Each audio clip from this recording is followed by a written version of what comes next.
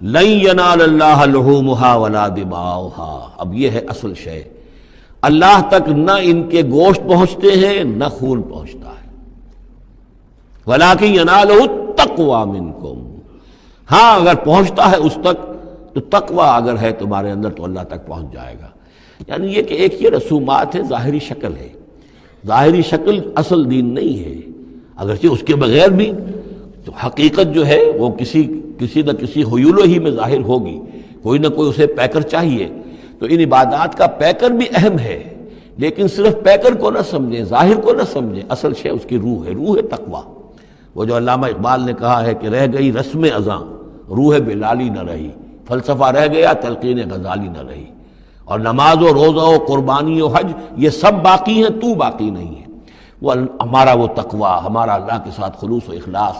قربانی جب انسان دے رہا ہو تو واقعتاً اس کے اپنے اندر اگر تقوی بھی ہے، اس نے حلال ذریعے سے کمائے ہوئے مال میں سے اس نے اتنی محنت کی ہے کہ اس میں سے اثار کر رہا ہے، اللہ کے نام پر ایک جانور کو ذبح کر رہا ہے، پھر خود اپنی زندگی میں وہ اللہ کے قوانین کا پابند ہے، اسی کے مطابق زندگی گزار رہا ہے، اور وہ اپنی توانائیاں، قوتیں، صلاحیتیں اللہ کی راہ میں لگا رہا ہے، اس کی قربانی ہے۔ باقی اگر یہ نہیں ہے تو ٹھیک ہے، چلیے کم سے کم غریبوں کو گوشت مل جائے گا، کچھ نہ کچھ فائدہ تو ہو ہی جائے گا، لیکن یہ کہ وہ اصل قربانی نہیں ہے، اللہ تک کچھ نہیں پہنچے گا تمہارا۔ لن ینال اللہ لحومها ولا دماؤها، دیکھو ان قربانیوں کے نہ گوشت اللہ تک پہنچتے ہیں نہ ان کے خون، ولکن ینالہ التقوی منکم، ہاں تقوی اگر ہے وہ اللہ تک پہنچ جاتا ہے۔ کذالک سخرھا لکم لتکبروا اللہ علی ما ھداکم، اسی طرح اللہ تعالیٰ نے اسے تمہارے لیے مسخر کر دیا ہے، لتکبروا اللہ علی ما ھداکم،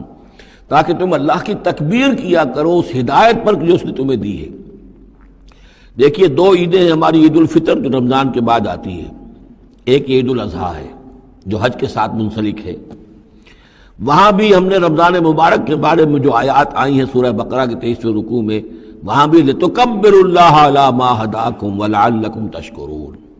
شہر رمضان الذی انزل فیہ القرآن ھدی للناس وبینات من الھدی والفرقان فمن شہد منکم الشہر فلیصمہ فمن کان مریضا او علی سفر فعدۃ من ایام اخر یرید اللہ بکم الیسر ولا یرید بکم العسر ولتکملوا العدۃ ولتکبروا اللہ علی ما ھداکم ولعلکم تشکرون، وہی الفاظ یہاں ہیں لتکبروا اللہ علی ما ھداکم، تاکہ تم تکبیر کرو، اللہ کی تکبیر کرو۔ اسی لیے عیدین کے لیے جاتے آتے ہوئے تکبیر، اور اس کو بھی بڑا بلند آواز سے، جاتے آتے راستہ بدلنا، پھر نماز جو دوگانہ ہے عید کی اس میں اضافی تکبیرات ہیں، لتکبروا اللہ علی ما ھداکم ولعلکم تشکرون پر تو وہ آیت ختم ہوئی ہے، وبشر المحسنین، اور اے نبی ان لوگوں کو آپ بشارت دے دیجئے جو اسلام اور ایمان اور تقوی کی منزلیں طے کرتے ہوئے درجہ احسان تک پہنچنے کی کوشش کرتے ہیں اور پہنچ جاتے ہیں۔ اللہم ربنا اجعلنا منہم، اللہم ربنا اجعلنا منہم۔